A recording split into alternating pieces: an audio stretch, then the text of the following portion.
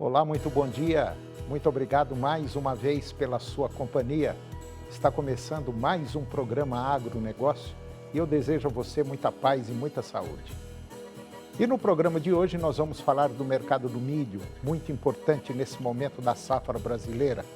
Vou conversar com João Vitor Aguiar, analista da Pátria Agronegócios, e nós vamos comentar sobre os fatores que estão moldando o preço do milho. Você vai ver que a suinocultura vive um bom momento. Vamos falar do mercado da carne bovina, principalmente para o mercado externo.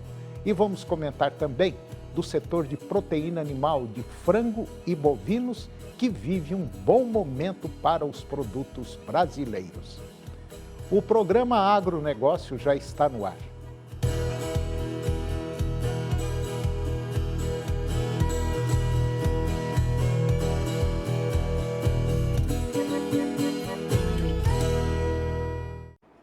Eu começo o programa de hoje falando do mercado do milho, muito importante nesse momento da safra brasileira. A Bolsa de Chicago, agora na última quinta-feira, dia 1º, foi marcada por um comportamento misto nas cotações futuras de milho.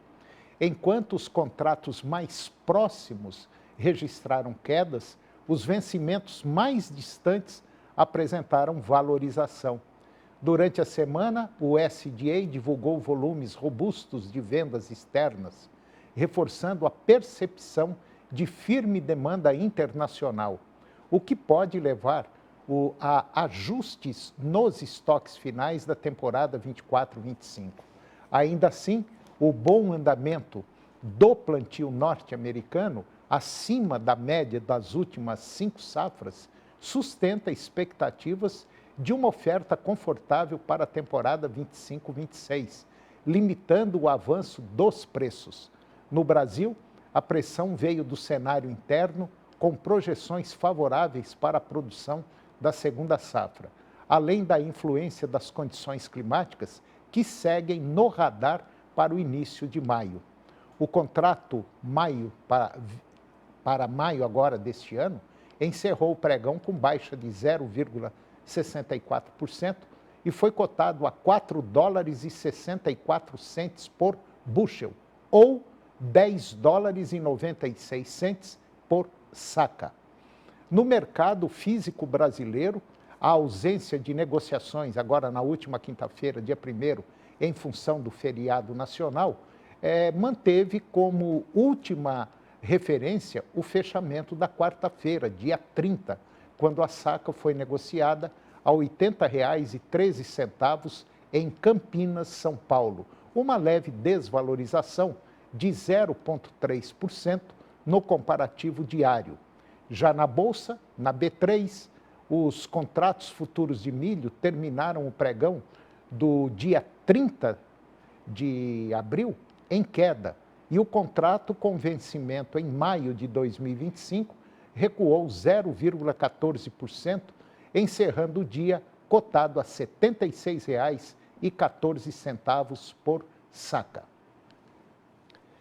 E agora vamos falar do mercado da carne bovina, principalmente para o mercado externo. No mercado internacional da carne bovina, a estratégia de compras em pequenos volumes continua predominante entre os importadores chineses, que seguem tentando pressionar os preços sem sucesso na última semana do mês. As cotações do dianteiro bovino brasileiro mantiveram-se estáveis entre 6.000 e 6.100 dólares. Embora haja reconhecimento de melhora recente no consumo interno chinês, os compradores ainda resistem a aceitar valores mais altos, especialmente próximos a 6.400 dólares por tonelada. No primeiro trimestre de 2025, o volume total importado pela China, ele recuou 11% em comparação ao mesmo período do ano anterior. O mercado físico do boi gordo, ele recuou nas principais regiões monitoradas, e no mercado futuro o cenário também foi predominantemente negativo na Bolsa, na B3, com todos os contratos encerrando o pregão em declínio, com destaque para maio deste ano, que teve um recuo de 0,77% e encerrou o dia a R$ 323,75 por arroba. E agora eu vou comentar do setor de proteína animal, que vive um bom momento para os produtos brasileiros. A produção brasileira de proteína animal vive um momento favorável neste ano, impulsionada por exportações crescentes e pela manutenção do equilíbrio entre custos e margens, mesmo diante das oscilações no mercado de grãos. Os setores de aves, suínos e bovinos, eles mostram resiliência e competitividade, enquanto os principais insumos, milho e soja, caminham para um cenário de maior estabilidade agora no segundo semestre. Na avicultura, os preços da carne de frango seguem firmes, apoiados por um ritmo de produção ajustado à demanda e recordes sucessivos nas exportações. Em março, o Brasil embarcou 409 mil toneladas de carne de frango in natura, 3,3% acima do mesmo mês do ano anterior.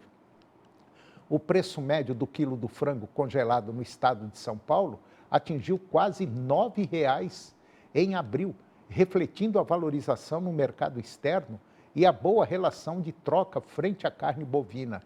Destinos como México, Filipinas, Coreia do Sul ampliaram significativamente suas compras, compensando a queda nas exportações para a China e Emirados Árabes Unidos.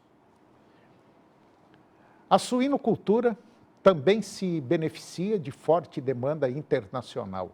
No primeiro trimestre, as exportações brasileiras de carne suína cresceram 18,2% em volume e 4,5% em receita, superando os recordes de 2024. O preço do suíno vivo em São Paulo chegou a R$ 8,60 o quilo em abril, 30% acima do registrado no mesmo período do ano anterior. Filipinas, Japão, Vietnã foram os destaques no crescimento das vendas externas, e o Brasil deve aumentar a sua participação no mercado mundial, podendo responder por 16% das exportações mundiais em 2025. No mercado de bovinos, mesmo com oferta elevada, o cenário segue positivo para o boi gordo, que atingiu aí a um preço médio de R$ 326,00 por arroba em abril, com desvalorização de 5,3% em relação a março. A retomada do fôlego nos preços ela é sustentada principalmente pelas exportações, que somaram 215 mil toneladas de carne bovina in natura em março, uma alta de 26,6% em relação ao mesmo período de 2024. A China segue como principal destino, com metade do volume exportado, enquanto os Estados Unidos e Chile também ampliaram as suas compras. A alimentação principal animal, ela é o componente dos custos de produção que vem apresentando sinais de equilíbrio. O milho, após forte valorização em março, teve recuo de preços em abril, com o avanço das chuvas nas regiões produtoras. A Conab revisou para cima a estimativa da segunda safra para 97,9 milhões de toneladas, iniciando uma boa oferta no segundo semestre. Já a soja, pressionada pela alta do dólar e prêmios elevados, continua valorizada, mas a recomposição dos estoques na China e o bom ritmo das exportações do Brasil devem conter novas altas nos próximos meses e com boas perspectivas para a safra de milho, exportação, aquecidas e controle na oferta de proteína. O agronegócio brasileiro deve continuar liderando o crescimento das exportações nacionais, mesmo diante das incertezas externas, como a guerra tarifária entre Estados Unidos e China e possíveis impactos climáticos. O setor de carnes mantém a sua posição de destaque no cenário mundial, com grande potencial de expansão em mercados estratégicos. E agora você vai ver que a FAEG, Federação da Agricultura do Estado de Goiás, ela lançou na Assembleia Legislativa uma agenda que tem por objetivo fortalecer o setor agropecuário no Estado. Confira. A proposta abrange temas fundamentais como meio ambiente, infraestrutura, gestão hídrica e o uso sustentável do solo. A Assembleia Legislativa do Estado de Goiás, que sempre foi muito atuante, sempre foi muito próxima e sempre foi muito sensível às causas de desenvolvimento, é um momento extremamente importante onde nós apresentamos essa agenda à Casa, aos parlamentares e, é claro, a toda a sociedade do Estado. São temas que levam uma possibilidade muito maior de desenvolvimento do setor agropecuário. Fundamental importância para que nós possamos fazer ecoar nos 4 cantos do Estado de Goiás essas pautas que são caras para o setor e que, evidentemente, necessitam de contar com o apoio do Poder Legislativo, da atuação parlamentar de cada deputado, que tem por finalidade representar esta área. O evento reuniu autoridades e representantes do setor, com o objetivo de garantir apoio do Poder Legislativo às pautas que impactam diretamente quem vive do campo. O agronegócio desempenha um papel fundamental na economia de Goiás e do Brasil, sendo um dos principais responsáveis pelo superávit da balança comercial, pela geração de empregos e pela criação de oportunidades para milhares de trabalhadores e empreendedores do campo. A proposta é unir esforços para avançar nas políticas públicas voltadas ao setor, promovendo desenvolvimento, inclusão e melhores condições de trabalho para produtores e trabalhadores rurais em Goiás. Extremamente importante para que a gente possa construir, junto com as entidades que são representativas do setor do agronegócio, quais as medidas necessárias do poder público, tanto do executivo quanto do legislativo, para que a gente possa construir as políticas públicas em favor desse segmento que tem sido o principal segmento da economia do estado de Goiás. A agenda também monitora projetos que podem representar retrocessos para o setor rural. A intenção é atuar em parceria com a Assembleia Legislativa para assegurar que as decisões favoreçam o desenvolvimento sustentável e produtivo do campo em Goiás. Dentro dessa agenda legislativa também tem projetos que são extremamente prejudiciais ao setor produtivo rural, né? São projetos que eles dizem de toda maneira e trazem um retrocesso ao setor produtivo rural. E o que nós pregamos? Nós pregamos o aumento da produção, o aumento da produtividade, acima de tudo com sustentabilidade. E depois do intervalo eu vou conversar com João Vitor Aguiar, analista da Pátria Agronegócios, e nós vamos comentar sobre os fatores que estão moldando o preço do milho. Nós voltamos já, é um minutinho só.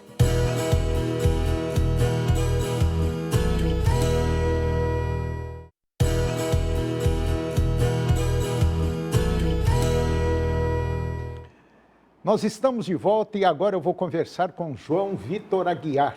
O João, ele é analista da Pátria Agronegócios e nós vamos comentar sobre fatores que estão, vamos dizer assim, moldando o preço do milho. João Vitor Aguiar, muito bom dia. Muito obrigado mais uma vez pela sua presença, tudo bem? Muito bom dia, eu que agradeço a oportunidade de estar aqui conversando com você, telespectador. Estamos à disposição. Pois é, João. Basicamente, 70%, 80% do milho que é produzido no Brasil, ele tem como destino a alimentação animal. E a gente está cansado já de falar aqui no programa, quando você pega um peito de frango, uma coxa de frango e dá uma mordida, na verdade você está mordendo lá 60%, 50% de milho. Quando você pega um pernil suíno, a mesma coisa. Quando você vai beber um copo de leite, muita coisa que tem ali dentro é milho, é soja. Então, basicamente, hoje, o milho ele é direcionado para alimentação animal. E agora surge também um outro viés, que é o milho para a produção de etanol. Tanto é que está tendo um crescimento assim vertiginoso por empresas para produzir etanol. E, além do etanol, quando você tira aí de 1 tonelada de milho, geralmente são 400 litros de etanol mais ou menos por aí. E tem um outro detalhe importantíssimo. O milho também, quando você parte para a produção de etanol, ele deixa, vamos dizer, o bagaço do milho vira um produto excelente para tratar de bovinos e é chamado de DDG, é o bagaço do milho. E também tem o óleo de milho, que é extraído, claro, do milho. Então, hoje, o milho, ele é um produto-chave, vamos dizer, na economia brasileira, mais ou menos isso, né? Muito bem dito, a cultura do milho ela é maravilhosa, além de servir como uma fonte de etanol, como fonte de ração, é algo que em outros países já é comum, o milho fazer a base da produção de etanol, como por exemplo nos Estados Unidos, a maior parte do milho é destinada para lá. E hoje, aqui no Brasil, ela ainda é mais voltada para a parte de ração, sendo uma boa fonte de carboidrato, sendo trigo e milho carboidrato e o farelo de soja mais na parte da proteína. Essa tendência cada vez mais do investimento em etanol a partir de cana-de-açúcar, do milho, é uma tendência que vai se manter nos próximos anos, principalmente para concorrer com o petróleo. E isso é muito vantajoso para o Brasil cada vez menos depender do cenário exterior. E agora nós temos um detalhe, quando a gente olha para o lado do produtor. A produção desse ano, da safra 24-25, a gente chama de, vamos dizer assim, de uma safra cheia, de uma safra boa. Choveu bem, a turma plantou bem, então nós vamos produzir muito milho. E automaticamente o preço da saca, quando tem muito produto, cai. E aí é que tem produtor aí batendo o joelho no chão e torcendo para alguma coisa dar errado, para o preço do milho subir, porque senão não paga nem o custo de produção. São os problemas que acontecem no agro, né? Sim, vimos uma janela de plantio muito interessante para o milho, conseguimos fazer grande parte do plantio de segunda safra do milho numa janela ideal e fomos abençoados, graças a Deus, com boas chuvas. E essas boas chuvas vêm trazendo essa percepção de uma grande oferta aqui no Brasil. E claro, se temos muita oferta, os preços acabam sendo penalizados. Olhando no cenário internacional, se repete esse viés. A Argentina está colhendo agora, os Estados Unidos está plantando agora, quase 40% da área de milho nos Estados Unidos já foi plantada. Então, esse ritmo de plantio bom nos Estados Unidos, essa colheita na Argentina, começa a criar esse sentimento de oferta no cenário nacional e no cenário internacional, que vem impactando nos preços. E essa tendência de queda nos preços do milho assusta o mercado produtivo, né? Claro, o produtor. Hoje, nesse momento, a pessoa que está com milho lá na roça para colher, ele paga os custos de produção? Pelo menos aqui em Goiás, por exemplo? Paga. Por enquanto, sim, quase que não paga. Realmente, os preços foram muito impactados. Vimos excelentes preços, principalmente ali no início do ano, no primeiro trimestre. O porquê disso? Tivemos uma demanda muito aquecida, o comprador estava muito afoito, estava tendo uma competição pelo mercado, o produtor estava segurando esse milho, então tinha milho, mas não tinha milho. O produtor tinha esse milho, mas não disponibilizava.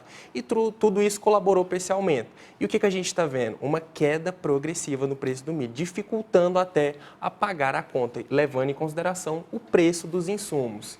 Mas um dos pontos principais também que estamos vendo, o comprador ele já está ciente da chegada de uma safrinha muito boa. Não é nem uma safrinha, é uma segunda safra, que vai vir muito cheia. E o que está acontecendo? Uma demanda mais contida, compra da mão para a boca, não faz estoque ainda, pois já está aguardando um momento de pressão.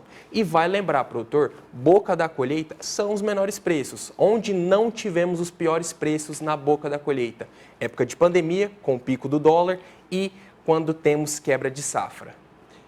E tem um agravante que eu vejo para o setor produtivo agropecuário, que é a próxima safra. A próxima safra nós já vamos entrar basicamente perdendo, porque a taxa Selic provavelmente vai bater na casa dos 15%. E vai ser quase inviável para o produtor pegar dinheiro em banco para poder pagar. Diante dessas perspectivas que nós estamos vendo, de guerras, de problemas aí que a gente não sabe nem o que vai acontecer. Eu ainda acredito que nós vamos ter um viés aí muito forte dentro de alguns dias entre Estados Unidos e China para dar uma equilibrada no mercado, porque senão vai afundar quase todo mundo. Muito bem dito. Toda essa guerra comercial, ela impacta em duas frentes no preço. Na verdade, nas três. Na questão do prêmio, que a China, ela diminui as compras nos Estados Unidos e volta o mercado para o Brasil. Isso impacta em Chicago, mas melhora os prêmios. Só que outro pilar também é a questão do dólar. Toda essa taxação, ela cria uma expectativa de recessão da economia americana. E isso desvaloriza a moeda internacionalmente. E é sempre bom lembrar quais são os três pilares do preço da soja. É a Bolsa de Chicago, é o dólar e é o prêmio. Nada mais que a diferença do que é praticado lá fora do que é praticado aqui dentro. Então, sim, a safra 25-26 ela vai ser muito complicada, devemos estar de olho em todos os fatores. Mas vale lembrar que essa guerra comercial, pelo menos, ela colabora um pouco aqui no cenário, porque volta a atenção da gigante asiática para o nosso mercado brasileiro. A China, independente de tensão com os Estados Unidos ou não, ela precisa se abastecer. E ela não tem condição de produzir a quantidade de comida que precisa. E o único país no mundo que tem condição de ajudar é o Brasil. Não só a China, como uma série de outros países aí. Nós estamos vendo, batendo recorde, mais recorde de produção de carne, é carne de frango, é carne suína, é carne bovina, enfim. O mundo basicamente depende do Brasil. E o Brasil é o garantidor da comida de uma série de países. Portanto, eu acredito o seguinte, o que está precisando, na verdade, para o agronegócio, para outros setores do mercado brasileiro, é uma política direcionada para o país, coisa que nós não estamos tendo. Não está tendo uma política. Nós estamos vendo escândalos, mais escândalos e mais escândalos. E não tem um direcionamento, não tem um norte. Você não tem mais confiança. A confiança acabou, né? Esse que é o problema, o grande problema. Fica muito claro, tudo que você falou é confirmado quando olhamos o dólar.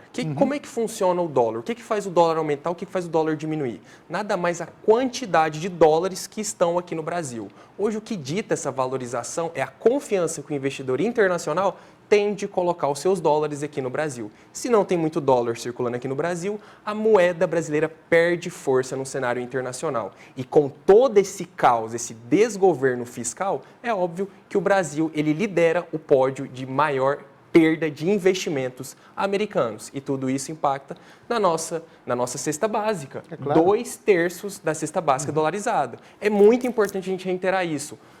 Pobre come dólar, rico come dólar. É geral o cenário cambial. E, por incrível que pareça, todo produtor que a gente encontra e bate papo, a conversa é sempre a mesma. Gira tudo em torno da tal confiança, você não sabe o que vai acontecer, ninguém sabe se vai plantar o ano que vem, se não vai plantar, se vai baixar essa taxa, se não vai cair, enfim. Quando você está na incerteza, na dúvida, o que você faz? Você se afasta. E provavelmente é o que nós vamos ver agora na próxima safra, uma indefinição. Você que é produtor rural, se tiver alguma dúvida, eu acho que seria muito interessante, é muito interessante, que a gente converse bastante, procure pessoas que realmente estão por dentro, que conheça de mercado tanto local, nacional quanto internacional, como é o caso do pessoal da Pátria. Vocês devem estar recebendo muita gente lá agora, né? Sim. Infelizmente, o caos que está se acontecendo, cada vez a soja ela tendo um rendimento menor, as questões climáticas, hoje a Pátria ela consegue atender em todas as dinâmicas, desde a questão de clima, a compra na hora certa, a venda na hora certa. Eu gosto sempre de destacar, a gente cria um ecossistema para botar dinheiro no bolso do produtor, porque é merecido. Só Deus sabe o quanto essa nossa vertente rala para ter o que tem. É verdade. Bom, se você quiser bater um papo com o pessoal da Pátria, aí está o telefone, é o 629-9574-9289. Entra lá em contato com o pessoal da Pátria, bate um papo, conversa e traça uma diretriz para o seu negócio. João Vitor Aguiar, mais uma vez, muito obrigado pela sua presença, um prazer tê-lo aqui e até a próxima. Obrigado. E o programa de hoje chegou ao fim e eu termino o nosso programa com a seguinte frase: precisamos de mais tempo? ou precisamos ser mais disciplinados com o tempo que temos? Muito obrigado pela sua companhia, que Deus os abençoe e até o próximo programa.